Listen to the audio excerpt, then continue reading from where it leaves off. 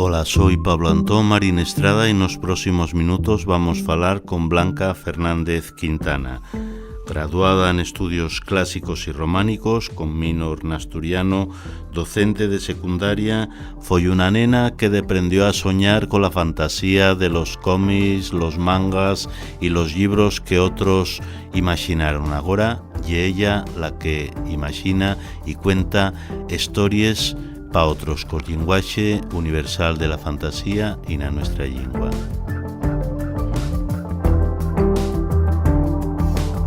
Nayuri, un espacio a fallaizu pa falar posao.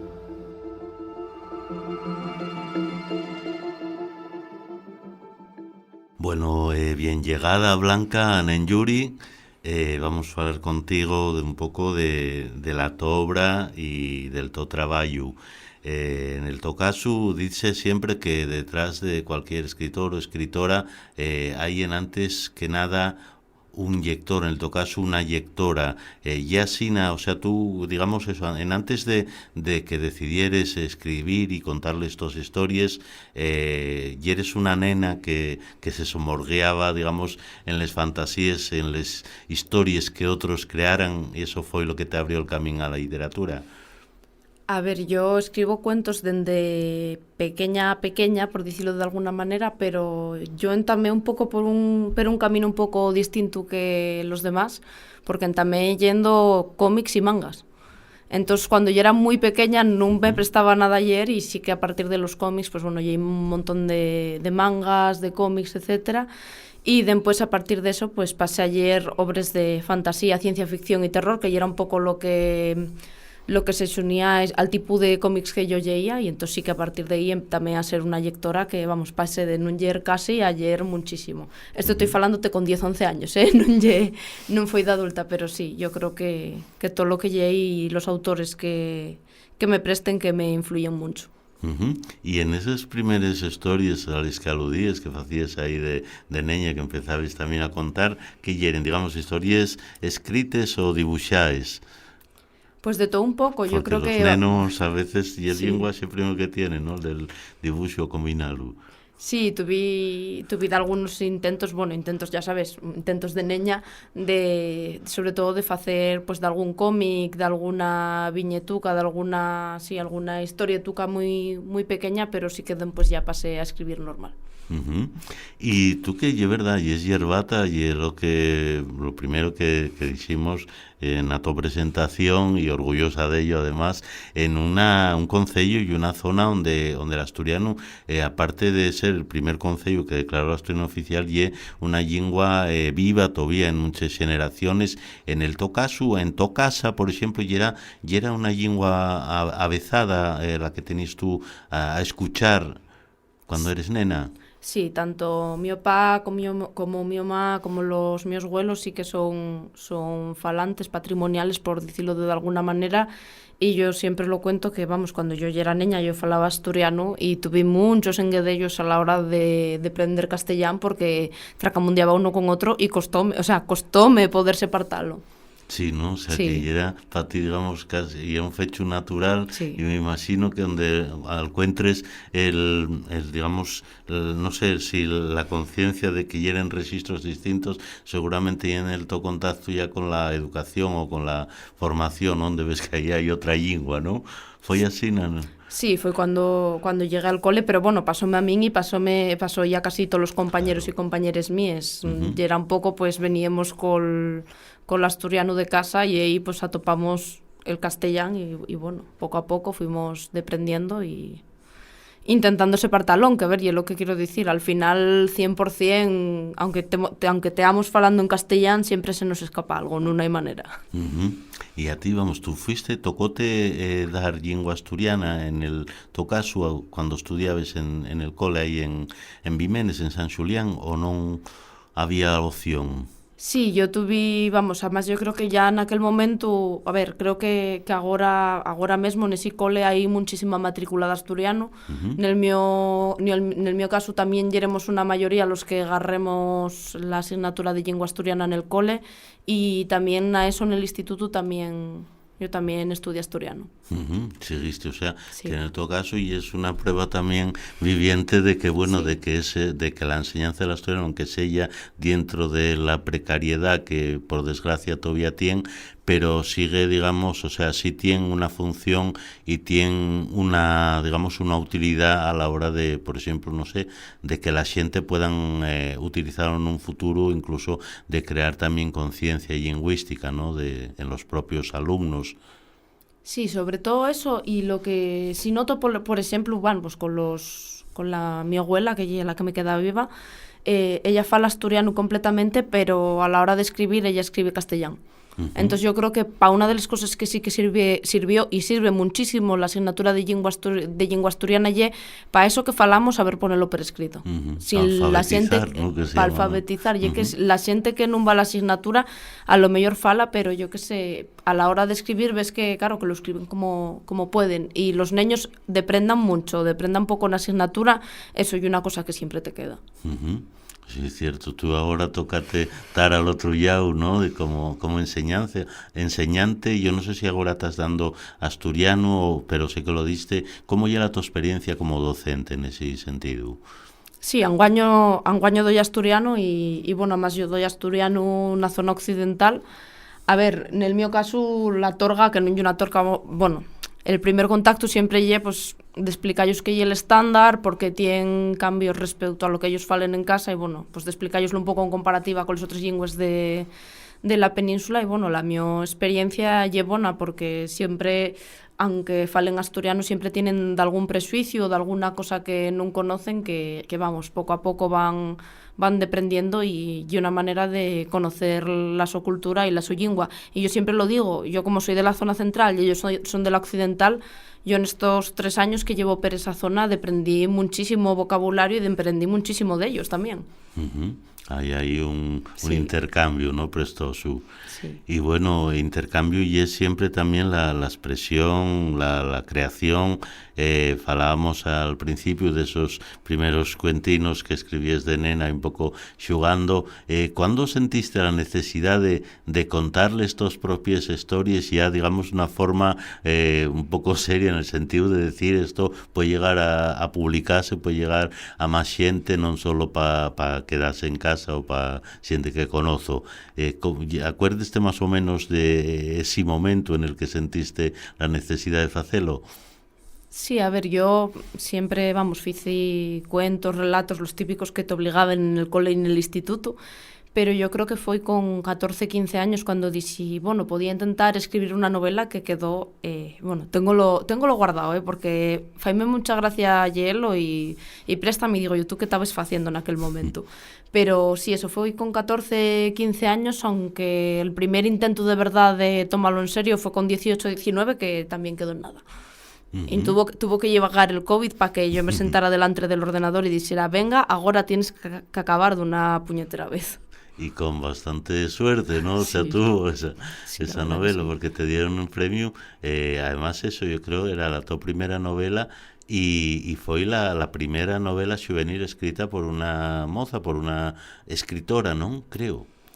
No, yo creo que juvenil sí que tiene alguna Paquita Coalla. Bueno, es cierto. Lo que sí llevaba mucho tiempo y era, pues... Pero sí la primera novela de fantasía. De fantasía creo que sí, ahí sí que sí. Pero vamos, fue sobre todo el problema que había, bueno, y sigue habiendo, porque lo sigue habiendo, y que casi non salían novelas publicadas por mujeres, conxuntos de relatos sí, de alguna obra infantil sí, poemarios sí, pero novelas no. Y bueno, vamos, la estadística sigue bastante mal, para qué mentir. ¿Y por qué crees que es eso? Y una cosa rara, ¿no? Porque si hay mujeres que escriben poesía, incluso decías eso, y es verdad, incluso literatura más que juvenil, infantil, si hay de alguna otra autora, pero la novela o la narrativa larga, en Asturias, ¿por qué puede ser? ¿Tenemos alguna maldición o alguna cigua? Eso é unha pregunta sin respuesta. Hai xente que diz que lle porque... Bueno, para min isto lle falso, vale? Diz que lle porque les mulleres tenemos menos tiempo para ponernos a escribir e que si lle que priorizamos outras cosas, pero a ver, yo lle lo que digo, un poemario tamén lleva tiempo facelo. Y non lle solo, yo creo que non lle solo narrativa, tamén en xéneros como o ensayo hai pocas mulleres. Porque yo la verdad que col tema del teatro non sé, porque como muchas veces va al través de compañías non te sabría decir, pero en el ensayo también hay muy pocas. La respuesta de por qué hay pocas, la verdad que yo desconozco. Y también es verdad que hay una, bueno, si mires los premios literarios, también hay una minoría de mujeres frente a los paisanos. El motivo, pues, tampoco tiene una explicación clara, por decirlo de alguna manera. Pero también a lo mejor igual sí está relacionado con la propia educación. Si hubiese, digamos, una enseñanza generalizada en asturiano, desde luego las posibilidades estadísticas aumentarían, ¿no? Sí, eso está claro. Y si hubiera una enseñanza generalizada del asturiano, pues tendríamos mucha más variedad de géneros, más variedad de temáticas y de estilos que, a ver, en asturiano está haciéndose mucho, pero todavía queda mucho por hacer. En novela romántica no hay mucha, hay de algún ejemplo, novela de terror hay también pocos ejemplos, y un montón de géneros más que de juvenil tampoco hay tanto, si mires la proporción. Hay un montón de géneros y de novelas que non tenemos. Hablando de xéneros, vamos, tanto la to primer novela como les posteriores y que todos, además, falamos de suerte, hai que dicir que tamén non foi el primer premio e todavía estamos agora en el momento que estamos grabando esta conversación tras a piques de recibir el premio Ostana en Italia a una novela escrita en lengua asturiana, pero estos géneros fueron siempre o digamos apuestes por los que a ti te gustaban como lectora, que son los de los géneros, por decirlo de alguna manera generalizada, de la imaginación, o sea, con todo lo amplio que pueda ser eso, no sé, ya fantasías, ya bueno, no hay en todo caso de terror o pueda ser tal, pero vamos, todo este tipo de géneros que apelen a la fantasía y a la imaginación tanto de los lectores como de los propios creadores. Eso, digamos, tú tenías lo claro también que ya eran las historias que queréis contar, tenían que ser esas que a ti te atraen como lectora. Sí, yo tenía lo claro porque el fecho de que yo estudié asturiano en primaria y secundaria, lo que me amosó y que no había mucho. Entonces, como no había mucho, yo para recurrir al género que me gustaba ayer o a las historias que me gustaba ayer, siempre tenía que acabar pues en las traducciones del castellano. Entonces, pues, un de los enfotos míos es pues hacer novelas de ese género y sobre todo juveniles, pues para que haya lo que yo no tuve cuando yo era estudiante, porque yo acuérdame, pues sí, de leer Fontenebrosa de Vicente García Oliva, de leer Caos de Dolfo Camilo, pero fuera de ahí, claro, ya me tamaba ver poco. Entonces, claro, yo llegó un momento en el que ya allí casi todo lo que podía pillar. Entonces, pues, ahora sí que tengo yo el enfoto pues de hacer lo que a mí me presta, porque, bueno, yo sé que en estas generaciones actuales también os presta lo mismo, entonces... Y además, no solo yo creo, vamos, no sé si estás de acuerdo, pero hay también un tipo de literatura que no llega solo a las generaciones más moces, sino yo creo que a todo tipo de públicos. Hay un público adulto también que a lo mejor no llegaría en asturiano, pues otro tipo de obras, pues porque lo retraen o porque no le gusten simplemente, y que de esta manera, digamos, lleve un atractivo, ¿no? Para gente que ellos guste, pues eso, este tipo de literatura. Yo creo que también hay gente sin muchos prejuicios que ellos da igual que en asturiano o en castellano si ellos prestan, ¿no? Sí, eso sí que oye, una cosa de la que me decaté que bueno, incluso xente que non fala asturiano, yo cuando saqué les noveles, pues bien, porque fueran conocidos o lo que fuera, sí que les vieron y para ellos non foi unha torga que tuvieran un asturiano. Tuvieron que agarrar el diccionario para algunas palabras, pero llegaronlo en asturiano y vamos, que ellos dio igual al final. Entonces, y una manera de haber lectores nuevos también.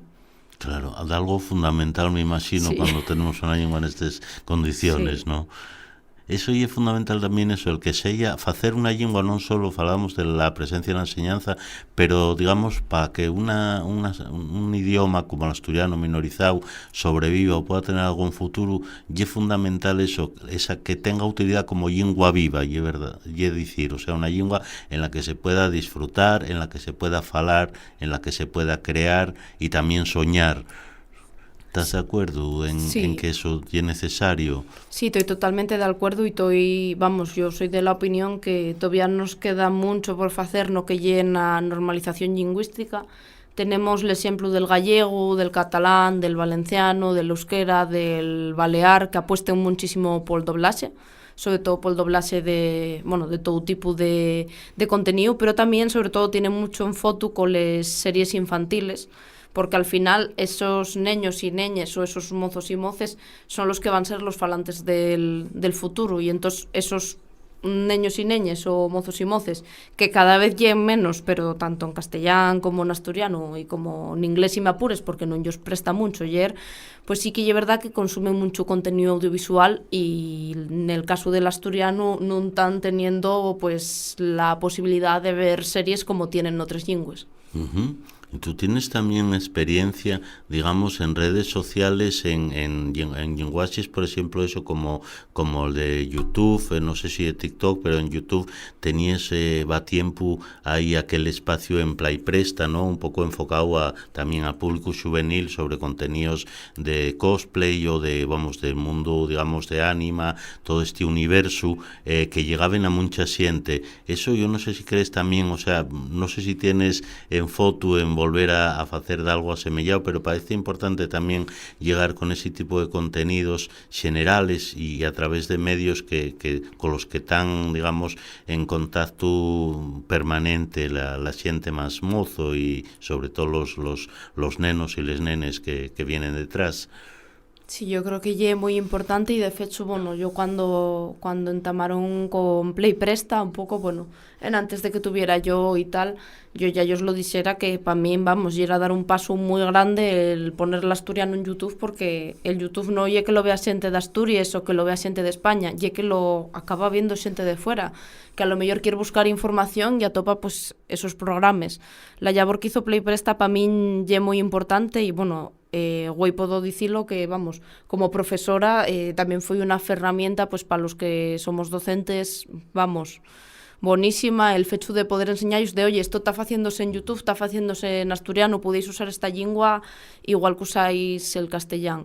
Y ya na mi experiencia no que hice yo, sí que creo que Cosplay Presta llevó a mozos que a lo mejor yo os prestaba los videojuegos o el cosplay o el K-pop, un contenido que no esperaban ver en asturiano, y que fue como si yo reseteara algo en la cabeza, en plan de, el asturiano también lo puedo usar para eso. Y para mí es importante, y nada más vuelva a tener más tiempo libre, espero poder volver, vaya. Sí, ¿no? Y sí. hay, por ejemplo, antes falabas de Galicia, hay en Galicia ahora hay, por ejemplo, un espacio, un canal en TikTok sobre la lengua, que es más bien divulgativo, de divulgar la propia lengua, con un éxito extraordinario y que llega, a toda clase de gente sin tal. Eso sería también interesante hacer de algo en asturiano en ese sentido, o sea, que fuese, por ejemplo, contenidos de eso, de como hay faen de tanto más útil, porque enseñen tanto pues cuestiones normativas como de uso correcto, y a la vez conecten con esa gente. ¿De algo así no crees que podría tener también sentido en Asturias hoy en día? Yo creo que podría tener mucho sentido, y por lo que te digo, no solo para Asturias, sino también para fuera de Asturias. Uh-huh. TikTok es una herramienta en la que además yo conozco la medianamente bien. Si se viraliza un vídeo, puede tener visitas y visualizaciones, y va a llegar a gente que a lo mejor en YouTube no va a llegar, y mucho menos por escrito pues como un libro de literatura. Entonces yo creo que es súper importante, sobre todo porque esta generación nueva, igual la mía fue más la de YouTube, muévense por TikTok hasta el punto que a lo mejor no te saben el nombre de una canción y saben el nombre con el que está registrado una plataforma, y ellos no conocen el cantante, pero pueden buscarte el vídeo exacto en el que sale. Sí. Entonces yo creo que es una forma de normalización, sencilla de usar, porque además es muy intuitiva y que puede furrular muy bien con los chavales. Uh-huh. Y por volver a la tu obra literaria, la tu inspiración, aparte, digamos, de en los universos clásicos de la fantasía, nútrese también, y hiciste lo andéis de estos sobres, de la propia tradición asturiana, y es decir, de la nuestra mitología, de los seres fantásticos que también se crearon ahí y que se fueron transmitiendo en la cultura oral. Es un reto también, supongo, estético y prestoso de hacer, ¿no? el incorporar seres ahí que dio también a nuestra imaginación colectiva, a la historia.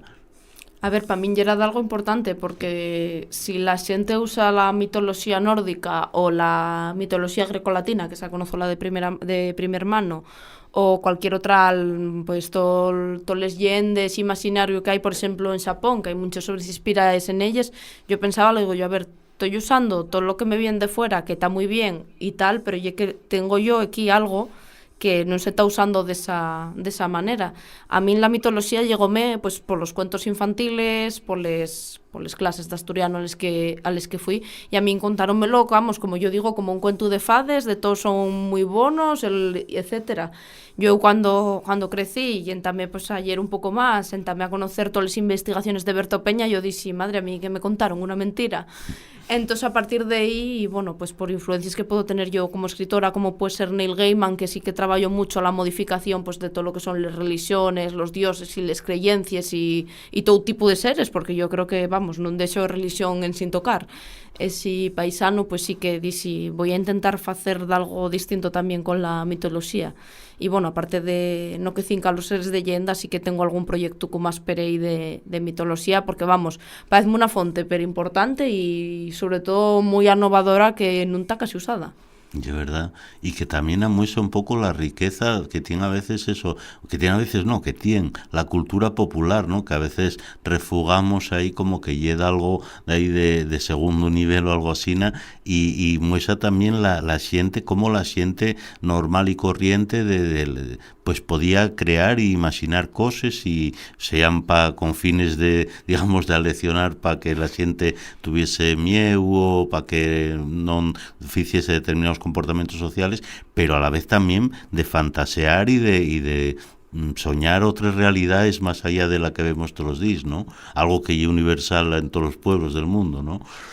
Sí, eso, además ves creo... también esa riqueza, o sea, y prúyete, digamos, esa parte también que tiene de parte de creación colectiva, porque nadie sabe, o sea, no hay autores, sabemos quién creó, pues qué sé yo, cualquier personaje de Tolkien o algo así, sabemos lo que lo creó Tolkien, pero los creadores de la creencia en les llanes o en el cuélebre o en el nuberu, no hay un autor y una creación de una mentalidad, ¿no? De una cultura.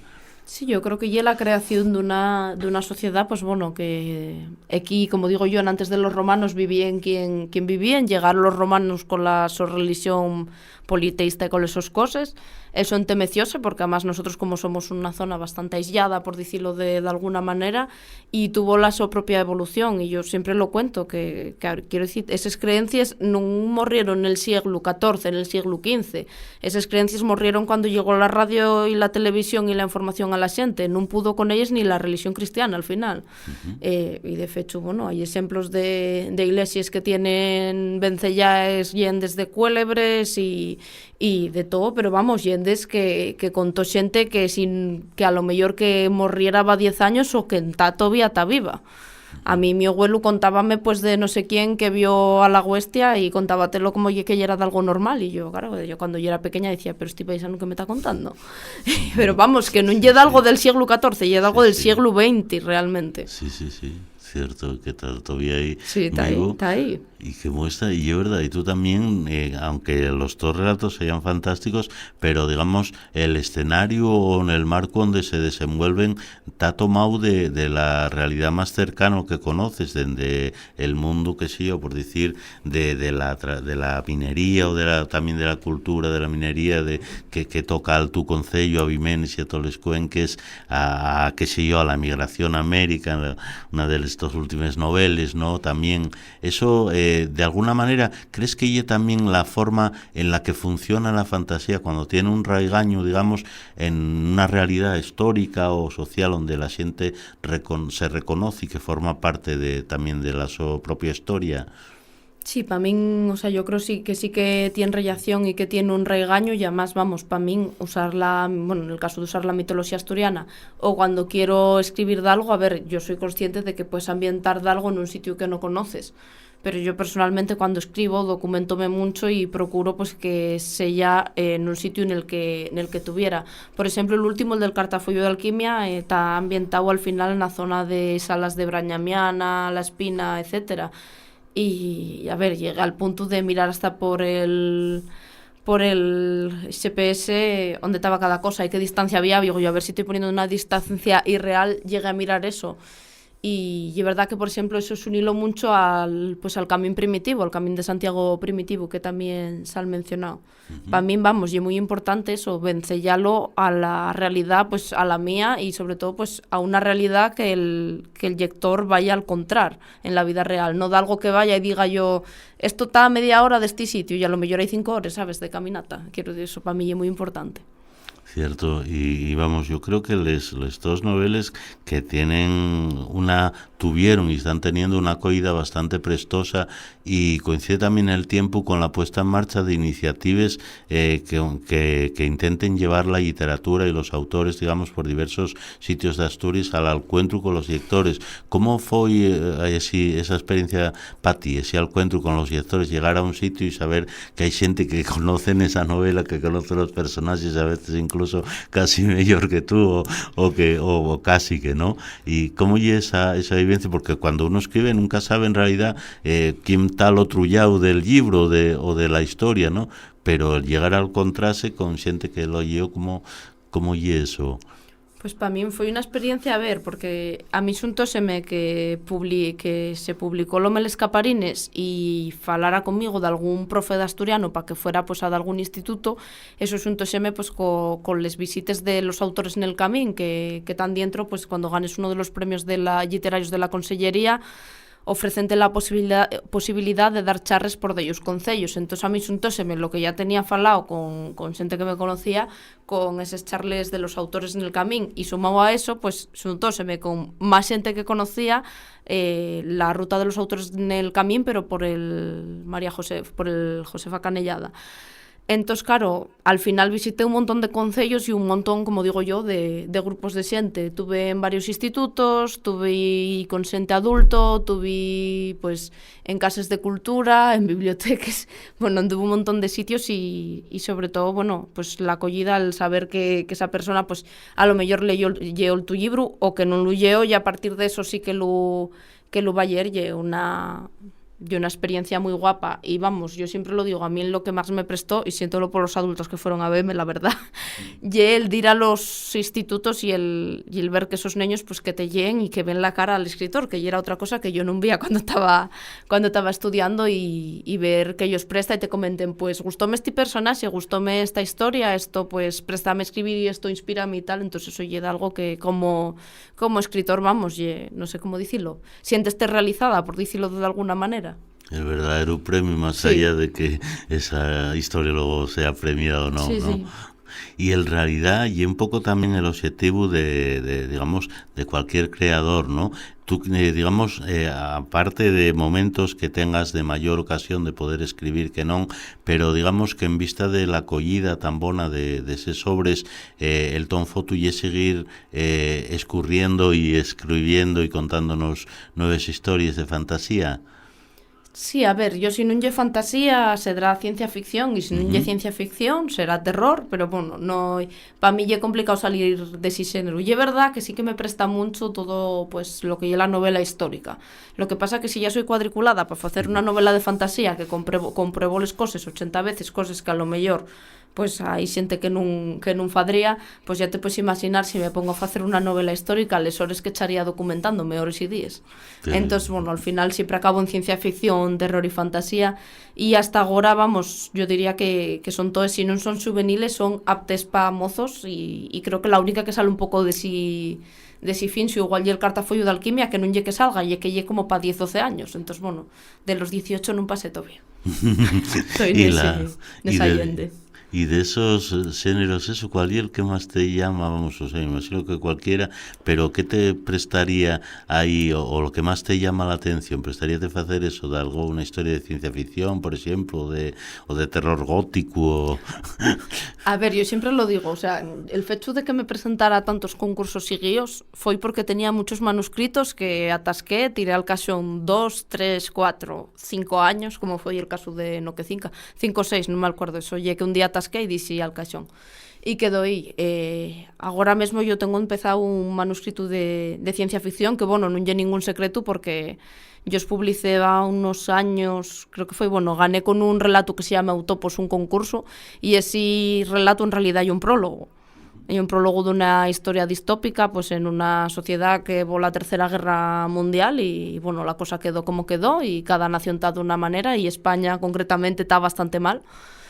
E bueno, nesi escenario sí que tengo planeado facer de fecho máis dunha novela curtia e eu sí que tengo un proxecto de terror que yo sempre fego la comedia de llamase proyecto, yo llámalo proyecto V ya por comedia porque llevo años y paños escribiéndolo y siempre lo deixo o entamo a escribir otra cosa e sí que me prestaría poder acabarlo este año o polo menos el viniente e es así que yo creo que lle de adultos ya directamente.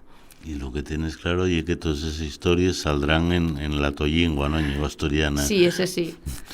Eutopos, originalmente el relato... A ver, la novela sí que lántame en asturiano, el relato casualmente cuando gané en castellano, pero después sí que, vamos, nada más gané, pasaría un año o dos y ya hice una traducción al asturiano, que salió una versión, salió en El Comercio, y otra salió en Fecho en Cuarentena, que hay una recopilación de relatos, y bueno, en el premio Estiostana faen como una antología con obra de los autores y autoras premiadas, y Eutopos, el que sale, tradució al italiano esta vez, pero bueno, anda peripululando. Pero sí, yo normalmente escribo en asturiano. Puede pasar que en algún momento sí que escriba una novela en castellano, pues por circunstancias o por lo que sea, pero vamos, principalmente faigolo en asturiano. Que es la tollingua. Sí, al final que la miolingua, entonces pues bueno, la cabra tira al monte, como digo yo. Pues muy bien, pues un placer, Blanca, hablar contigo. Muchísimas gracias. A vosotros.